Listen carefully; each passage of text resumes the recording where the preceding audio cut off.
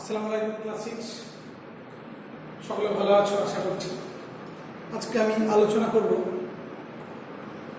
ফাঁকি একটা পাঠ, একটা অংশ আমরা আলোচনা করেছিলাম আগের ক্লাসে। আজকে তারপর থেকে আলোচনা করব পরের পাঠ। আমরা জানি ফাঁকি কার লেখা না রাজকিশোর পট্টনায়ক। রাজকিশোর পট্টনায়ক আমরা আগের ক্লাসে আলোচনা করেছিলাম যে মানুষের সঙ্গে প্রকৃতির সম্পর্ক নিবিড়। প্রকৃতিকে আমরা অনেক সময় ভালোবেসে ফেলি এবং প্রকৃতির সঙ্গে মানুষের সম্পর্ক অঙ্গাঙ্গিভাবে জড়িত।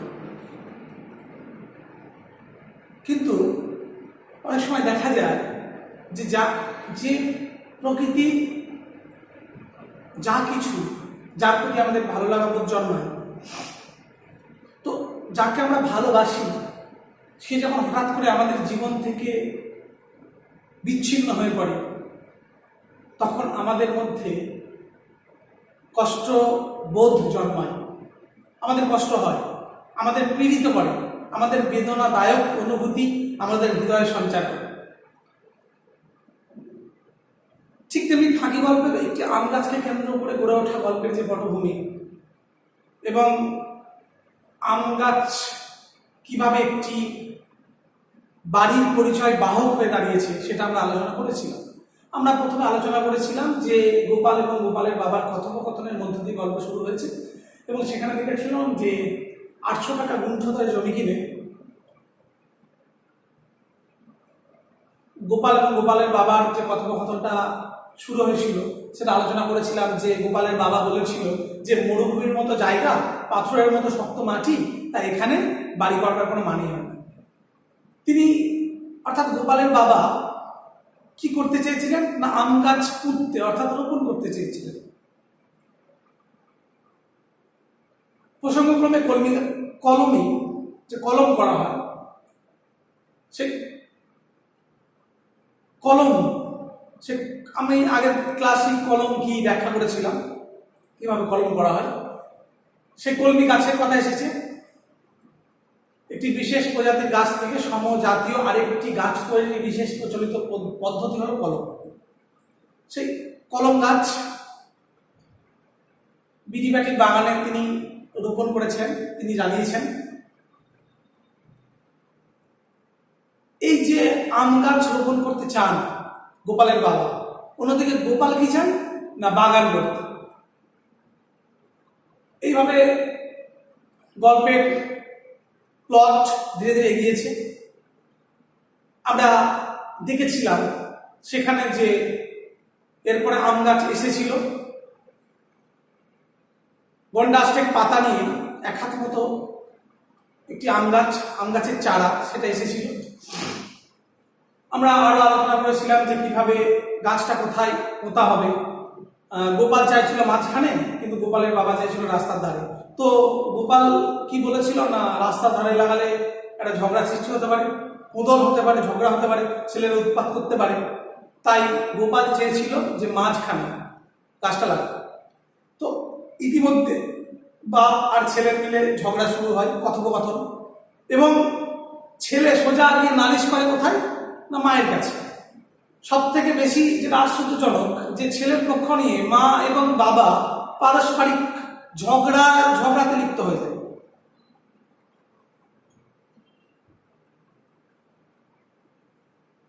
মা ছেলের পক্ষ নেয়,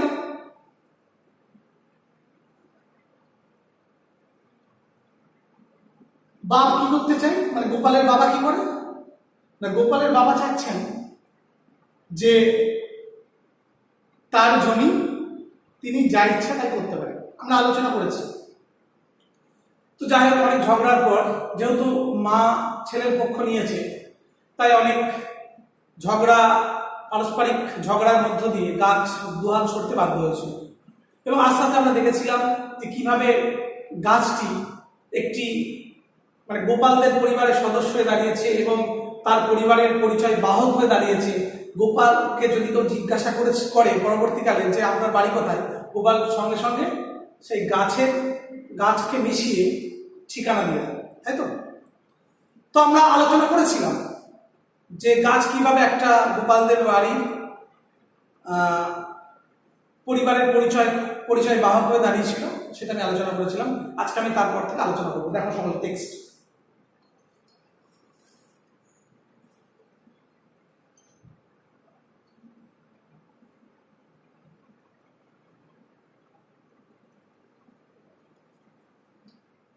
কি হয় বলেছিলাম আমি, কিভাবে গোপাল পরিচয় দিত একটু বলে দিই। দেখো আজকে আমি আগের ক্লাসে আলোচনা করেছি, কাঠজড়ি নদীর ধার বরাবর বুড়িঘাট পুলিশের ফাঁড়ির পশ্চিমে যেখানে পাঁচিলের মধ্যে আম গাছ দেখবেন সেইখানে আমাদের বাড়ি। আগের ক্লাসেই বলেছি আমি ডিটেলসে, তবু বলে দিচ্ছি যে কাঠজড়ি নদীর ধার বরাবর বুড়িঘাট পুলিশের ফাঁড়ির পশ্চিম দিকে পাঁচিলের মধ্যে একটা আম গাছ আছে, সেটাই গোপালদের বাড়ি। সেটা গোপালরা বলতো, গোপালকে যদি কেউ জিজ্ঞাসা করতো তো গোপাল সেটা জানাতো নিঃসংকোচ। এবার দেখো পরে, অনেক বন্ধুর কাছে এই দুষ্ট আম গাছটা ছন্নছাড়া স্বভাবের মানুষ গোপালবাবুর সহজ পরিচয় হয়ে দাঁড়ায়। গাছ আপনা-আপনি বাড়ছে, আলো বাতাস আর মাটি থেকে সে তার আহার জোগাড় করে বাড়ির পাহারাদারের মতো দাঁড়িয়ে আছে। নদীর ধারে গ্রীষ্মের গরম বাতাস সে তার সবুজ বুক দিয়ে ঠেকায়। কাঠজড়ি নদীর দিক থেকে ছুটে আসা গরম বালির ঝাপটা আপন দেহ দিয়ে আটকায়। সর্বদা সকলের কাছ থেকে নানা অত্যাচার সহ্য করে সে চুপচাপ আপন মনে দাঁড়িয়ে থাকে। দেখ, অনেক বন্ধুর কাছে এই দুষ্ট আম গাছটা ছন্ন ছাড়া স্বভাবের মানুষ গোপালবাবু সহজ পরিচয় হয়ে যাবে। অনেক বন্ধুর কাছে এই যে দুষ্ট আম গাছ, এই আম গাছটা কি দাঁড়ায় না, ছন্ন ছাড়া স্বভাবের মানুষ গোপালবাবু। গোপালবাবু কেমন মানুষ? ছন্ন ছাড়া স্বভাবের মানুষ। ছন্ন ছাড়া কাকে বলে? যারা খামখেয়ালি, সংসারের প্রতি অনাসক্তি, যাদের বুদ্ধির সহিত সচেতনভাবে কাজ করতে যারা পারে না, যাদের পক্ষে সম্ভব নয় করা, সচেতনভাবে কাজ করা, তাদেরই তো ছন্ন ছাড়া বলা হয়। তো সেই ছন্ন ছাড়া স্বভাবের মানুষ গোপালবাবুর সহজ পরিচয় হয়ে দাঁড়ায় আম গাছটা, এই দুষ্ট আম গাছটা। অনেক বন্ধুর কাছে, অনেক বন্ধু যখন জিজ্ঞাসা করে গোপালবাবুকে, তখন গোপালবাবু জানান। তারপরে দেখেন, গাছ আপনা আপনি বাড়ছে, আলো বাতাস আর মাটি থেকে সে তার আহার জোগাড় করে বাড়ির পাহারাদারের মতো দাঁড়িয়ে আছে। গাছ আপনা আপনি বাড়ছে, কারো সাহায্য ছাড়াই। আলো বাতাস মাটি, কারণ গাছ কিভাবে বাড়ছে? আলো বাতাস মাটির সাহায্য নিয়ে গাছ নিজে নিজেই বেড়ে উঠেছে, আপনা আপনি বাড়ছে এবং নিজে থেকেই আহার জোগাড় করছে। আহার মানে কি? খাদ্য।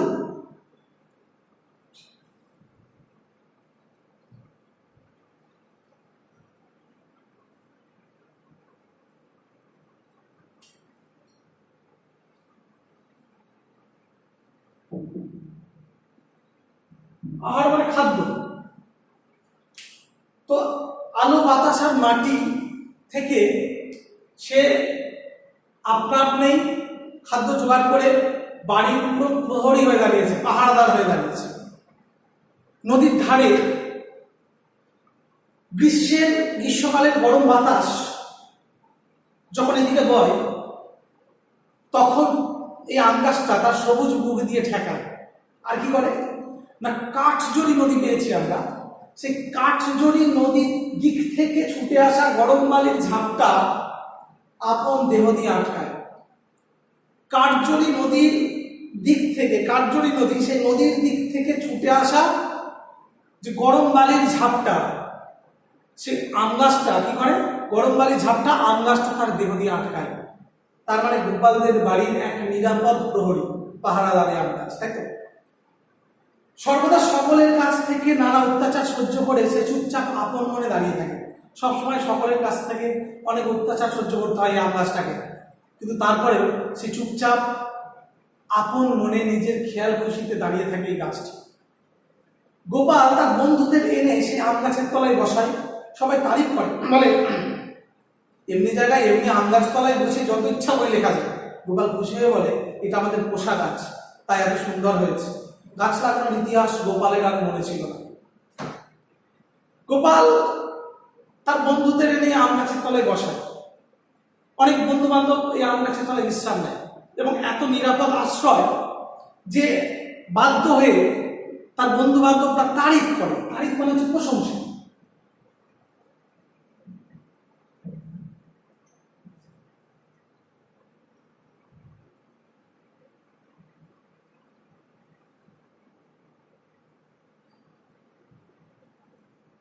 প্রশংসা, তারিফ মানে প্রশংসা করে। তো ওই আম গাছের নিচে গোপাল তার বন্ধু বান্ধবদের নিয়ে আসে। এই আম গাছের তলাটা হয়ে গেছে অনেক বন্ধুর বিশ্রামস্থল। তার বন্ধুরা প্রশংসা করে, তারিফ করে বলে, বাহ, এই গাছের নিচে বসে খুব সহজেই বই লেখা যায় তো। কারণ এত সুন্দর একটা মনোরম পরিবেশ, স্নিগ্ধ শান্ত সমাহিত ভাব, যে নিজের খেয়াল খুশি মতো যদি কেউ মনে করে বই লিখবে তো লেখা যেতে পারে। তো এরকম ভাবে অনেক প্রশংসা পায় গোপাল, এবং গোপালের মধ্যে একটা প্রচ্ছন্ন গর্ব অনুভব হয়। প্রচ্ছন্ন গর্ব, পুরোপুরি ভাবে এটা লেখক জানানি, প্রচ্ছন্ন গর্ব অনুভব হয়। এবং কি বলে, এই যে প্রচ্ছন্ন ভাবে গর্ব অনুভব হওয়া, এবং তার ফলে সে কি বলে, এটা আমাদের পোষা আম গাছ, আমরা এটাকে পরিচর্যা করে অনেক লালন পালন করে বড় করে তুলেছি। কিন্তু গাছ লাগানোর ইতিহাসটা গোপাল ইতিমধ্যে ভুলে গেছে, কিভাবে হয়েছিল গাছ লাগানো। আমরা জানি যে গোপাল তার বাবার সঙ্গে রীতিমতো পারস্পরিক তর্ক বিতর্ক লেগে যায়। গোপাল বলে বাগান করবে, গোপালের বাবা বলে আম গাছ রোপণ করবে। তো তারপরে গোপালের মা গোপালের পক্ষ নিয়ে গোপালের বাবার সঙ্গে রীতিমতো ঝগড়া ঝামেলা শুরু করে দেয়। তো আমরা জানি গাছ লাগানোর ইতিহাসটা, কিন্তু গোপাল ইতিমধ্যে ভুলে গেছে। তারপরে দেখো, শহর জায়গা অনেক দূর থেকে লোকের এই আম গাছটির কথা মনে পড়ে। পূজা, বিবাহ বাড়ি সব কাজে গোপালবাবুর কাছে অনুরোধ আসে আম পাতার জন্য, আমের ডালের জন্য। কেউ চাইতে আসলে গোপালবাবু নিজে এসে গাছের কাছে দাঁড়ান। কচি পাতা নিও না, ওই থাক। এত পাতা গেলে গাছে কি আর ফল ধরবে? কত লোক আসবে, ওই থাক। এমনি অশেষ সাবধানতার সঙ্গে গোপাল সেই ডাল পাতা নিলই। পোষা আম গাছের পাতাগুলি সব কুচি গোনাগুন্তি হয়ে আছে। বাড়ির সবাইকার এক চিন্তা, গাছে কবে ফল ধরবে। শহর জায়গা অনেক দূর থেকে লোকজন আসে এই আম গাছের কথা মনে করে। পূজা উপলক্ষে হোক বা কোনো অনুষ্ঠান, বিবাহ বাড়ি, তো সব কাজে দূর দূরান্ত থেকে মানুষ গোপালবাবুর কাছে আসে, অনুরোধ করে। কি বলে?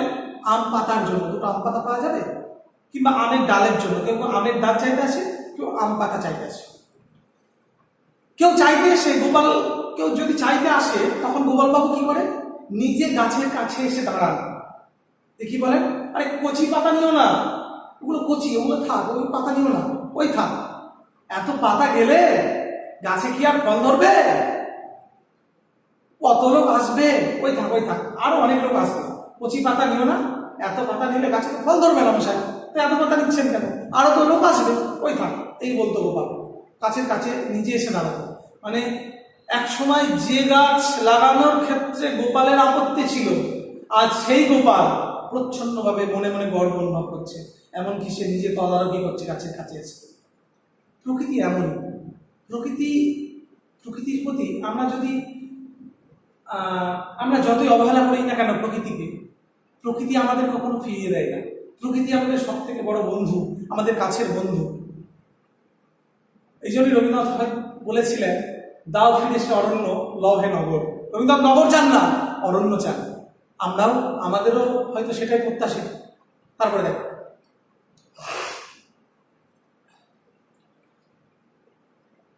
এমনি অশেষ সাবধানতার সঙ্গে গোপাল সেই ডাল পাতা বিলোয়। বিশেষভাবে সাবধানতা অবলম্বন করে গোপালবাবু ডাল পাতা বিলোয়। পোষা আম গাছের পাতাগুলি সব যেন মনে হচ্ছে গোপালের গোনাগুন্তি। বাড়ির সবাইকার, গোপালের বাড়ির প্রত্যেকের একই চিন্তা, যে গাছে কবে ফল ধরবে। এই দেখেছো, আম গাছে বোল ধরেছে। বোল শব্দের অর্থ কি? মুকুল, আমের মুকুল।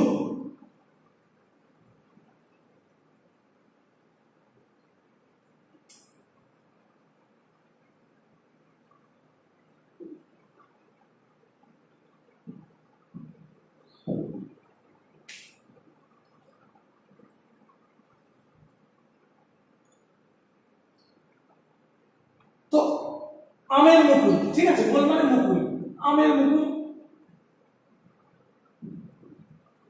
আমের মুকুল। দেখ বলছে এদিকে চো আম গাছে বেশ আমের মুকুল ধরেছে, বোল ধরেছে, বাহ ভালো বোল হয়েছে সব ডালে আম। বোল মোটে যদি না ঝরে পড়ে কত আম হবে, কেমন আম হয় দেখা যাবে, জাত আম। কে জানে, বাবা তো নিজেই কলম করেছেন, ভালো কলমি গাছ ফার্ম থেকে আনলে হতো না, তা না নিজেই কলম করেছেন। আমরা ও আম খাবো না বাবা, আমরা তোমার আম গাছের আম মোটে খাবো না, মা বলছে ভালো আম নয়। বেশ খেও না, গাছ তো খেতে ভাসাবে কিনা তোমরা না খেলে। তো লেখক আমাদের পরবর্তীকালের ঘটনা কিছুটা জানিয়ে দিলেন, যে গোপালবাবু যখন বড় হয়েছেন, যখন আম গাছটা বৃদ্ধি পেয়েছে, তখন অনেক জায়গা থেকে লোক আসতো আম গাছের ডাল কিংবা পাতা নিতে, গোপালবাবু নিজে তদারকি করতেন। এমনকি অনেক বন্ধু বান্ধব যখন পরবর্তীকালে পরিচয় জানতে চেয়েছে, গোপালবাবু জানিয়ে দিয়েছে তার পরিচয়, আম গাছের মানে কার্জলি নদীর ধারে, ঠিক আছে, যে পুলিশ ফাঁড়িটা আছে তোমাদের এখানে, কুড়িঘাট পুলিশের ফাঁড়ির পশ্চিমে, ঠিক আছে, সেই কুড়িঘাট পুলিশের ফাঁড়ির পশ্চিম দিকে পাঁচিলের মধ্যে যে আম গাছ আছে সেটাই গোপালদের বাড়ি। এটা গোপালবাবু অনেককে জানিয়েছেন, কিন্তু লেখক, এটা আমাদের লেখক রাজকিশোর ভট্টনায়ক আর অনুবাদক জ্যোতিরিন্দ্র মোহন জোয়ারদার, আমি বলেছি আগের ক্লাসে, তো এটা আমাদের কিছুটা জানিয়ে দিলেন। ঠিক তারপরে আবার ফ্ল্যাশব্যাক, এটাকে বলে ফ্ল্যাশব্যাক, আবার কিন্তু পূর্বের ঘটনা, মানে এটা কি হয়েছে পরবর্তীকালে এটা লেখক একটু বলে নিলেন, তারপরে আবার সেই বাবা এবং ছেলের কথোপকথন, আবার সেই ফিরে এলো ফ্ল্যাশব্যাকে, এটাকে বলে ফ্ল্যাশব্যাক কথা, আবার সেই পুরনো ঘটনায় ফিরে যাওয়া। ভবিষ্যতের ঘটনা কিছু বলে নিলেন লেখক, তারপর আবার পুরনো ঘটনায় ফিরে গেলেন। দেখো বলছে এই ভুল ধরেছে, আমি ভুল ধরেছি, বলছে কি বলছে, বা বেশ ভালো ভুল হয়েছে, যদি ভুল না চলে যায় তাহলে আম ভালো হবে। কেমন আম হয় দেখা যাবে, বলছে জাতা বেশ ভালো আম, বেশ আশা করছি জাত আম অর্থাৎ আমটার জাতটা বেশ ভালো। কে জানে, বাবা তো নিজেই কলম করেছেন। বলছে আরে তার বাবা নিজেই কলম করেছেন, আমি কলম বলেছি ব্যাপারটা কি, আর ভালো কলমি গাছ ফার্ম থেকে আনলে হতো না, তারা নিজেই কলম করেছে। গোপাল কি বলছে, যে তার বাবা তো নিজেই কলম করেছে, তো ভালো যদি কলমি গাছ ফার্ম থেকে আনা হতো, ফার্ম মানে হচ্ছে খামার, যেখানে বিভিন্ন রকম ফুল বা বিভিন্ন রকম চারা গাছ চাষ করা, রোপণ করা, তো ফার্ম মানে হচ্ছে খামার, তো খামার থেকে আনলে হতো না। গোপালের ধারণা কি বলছে, আমরা ও আম খাবো না, গোপাল জানিয়ে দেয় যে আমরা ও আম খাবো না। তার বাবা কি বলছে, বেশ খেও না, গাছ তো খেতে ভাসাবে কিনা তোমরা না খেলে। তো গোপাল জানিয়েছে যে তারা আম খেতে রাজি নয়। তার মা, গোপালের মাও বলেছে যে ও আম ভালো না। সঙ্গে সঙ্গে গোপালের বাবা জানিয়ে দিল কি, যে আরে বাবা তোমরা যদি না খাও তাতে তো আম গাছের কিছু যায় আসবে না, আম গাছ তো তোমরা খাচ্ছ না বলে খেতে ভাসাবে না, তোমরা খেলে আর না খেলে আম গাছের কিছু যায় আসবে।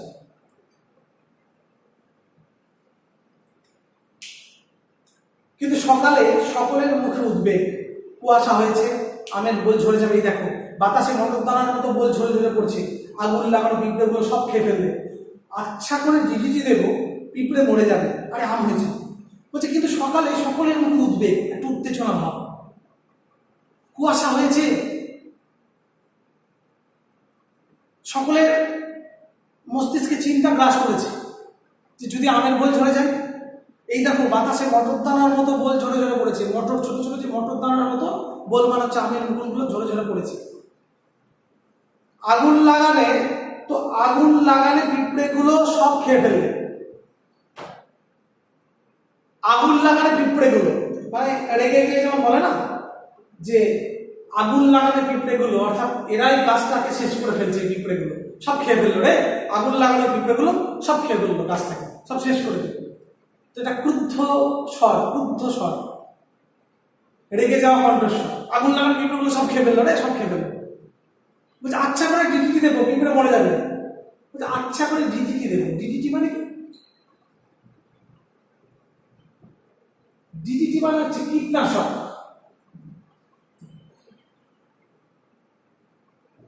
গুঁড়ো গুঁড়ো কীটনাশক, গুঁড়ো গুঁড়ো তীব্র গন্ধযুক্ত কীটনাশক ডিডিটি। গুঁড়ো গুঁড়ো গুঁড়ো গুঁড়ো তীব্র গন্ধযুক্ত কীটনাশক, সেটা হচ্ছে ডিডিটি। ঠিক আছে, তো আচ্ছা করে ডিডিটি দেবো, পিঁপড়ে মরে যাবে। আরে আম হয়েছে, তারপরে কি না দেখা গেল শেষে না আম হয়েছে। তারপর দেখো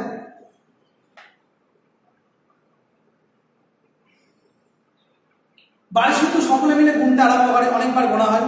পাতার আড়ালে আবার কোথায় একটা বাকি রয়ে যায়, সে ভুল হয়। দেখো ছেলেরা গুনে রাখো, দেখা যাবে কটা আম হয়, এতখানি বলতে। বাড়ি শুধু সকলে মিলে গুনতে শুরু করে, অনেকবার বলে যে এতগুলো বল হয়েছে। পাতার আড়ালে আবার কোথায় একটা বাকি রয়ে যায়, সে ভুল হয়। সকলকে বলা হয় যে তোমরা সকলে গুনে রাখো, যে কটা আম হয় এতখানি গোল থেকে কতগুলো আম হয় সেটা বোঝা যাবে। এখন গোলগুলো অর্থাৎ আমের মুকুলগুলো গুনে রাখো, শেষে বোঝা যাবে কতগুলো আম হয়। পাড়ার ছেলেদের চোখ পড়ে যায়, ঠিকঠাক দিন ছড়া শুরু হয়। তো ছোট ছোট যে আমগুলো হয়েছে, পরে ছোট ছোট আম ধরেছে,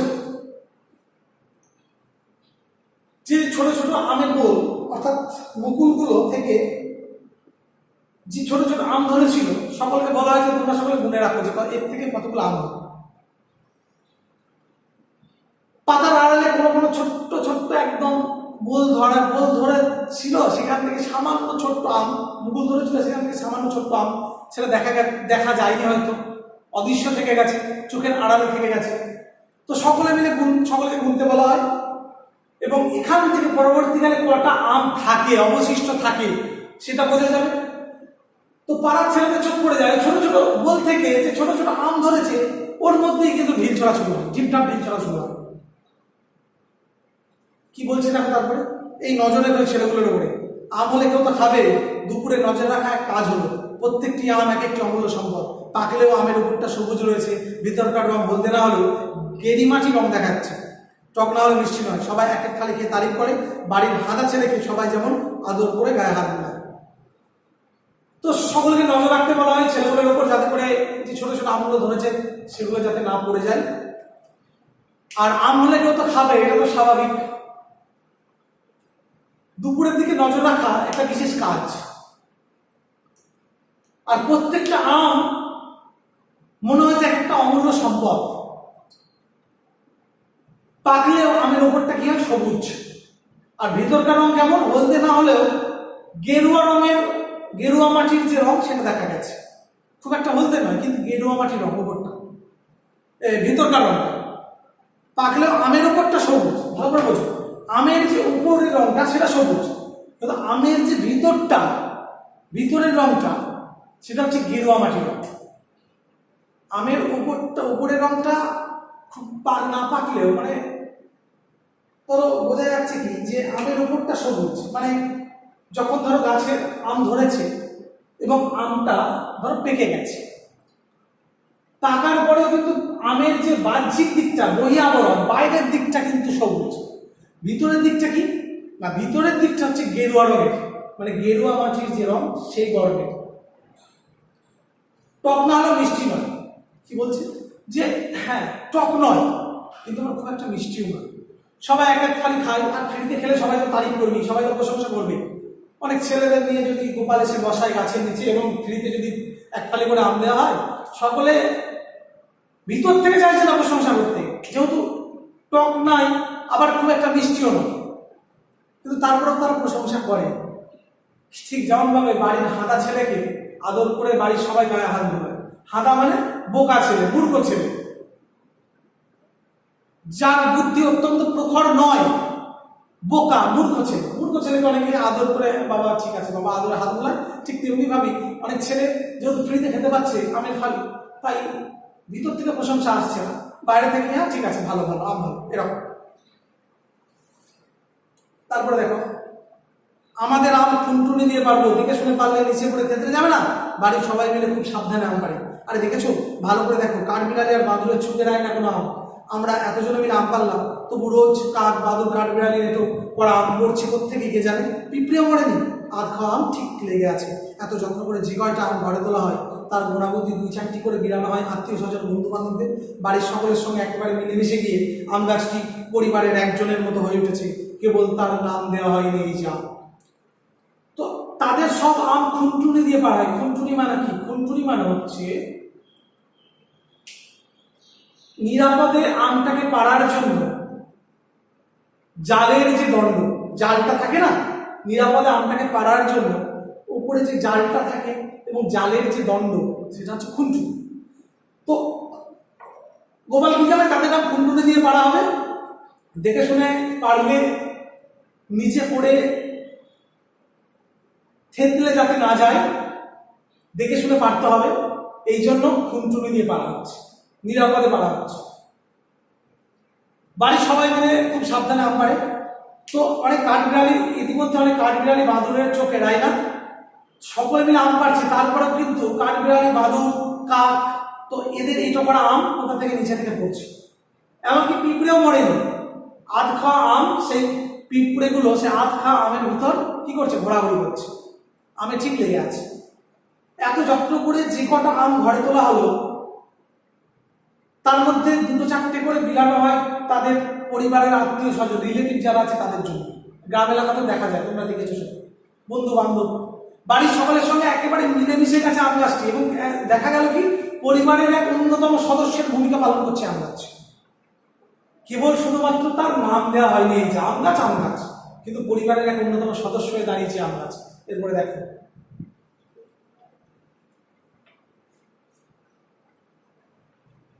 এই যুদ্ধের সময় আম গাছের উপর দিয়ে এক বিপদ যাচ্ছে। উড়োজাহাজ থেকে যদি বোমা পড়ে তবে তার হাত থেকে বাঁচবার জন্য সরকারের লোক ট্রেঞ্চ করে রেখে গেছে একেবারে আম গাছের গোড়া পর্যন্ত। সেই দিন থেকে গাছ হেলে পড়েছে পূর্ব দিকে। লাইনটা দাগ দাও, খুব গুরুত্বপূর্ণ। সেই দিন থেকে গাছ হেলে পড়েছে পূর্ব দিকে। কোন দিক থেকে? কোন দিন থেকে? মানে কোন দিন থেকে গাছটি পূর্ব দিকে হেলে পড়ল? দেখ, যুদ্ধের সময় আম গাছের মধ্যে একটা বিপদ যায়। আমরা জানি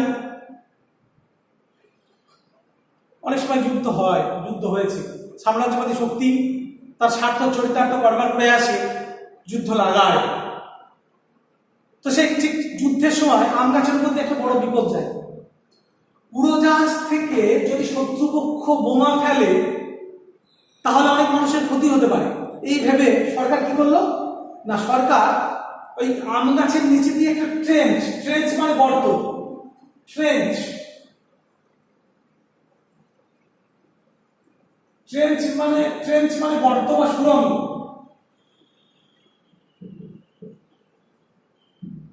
ট্রেঞ্চ মানে গর্ত বা সুড়ঙ্গ। তো যুদ্ধে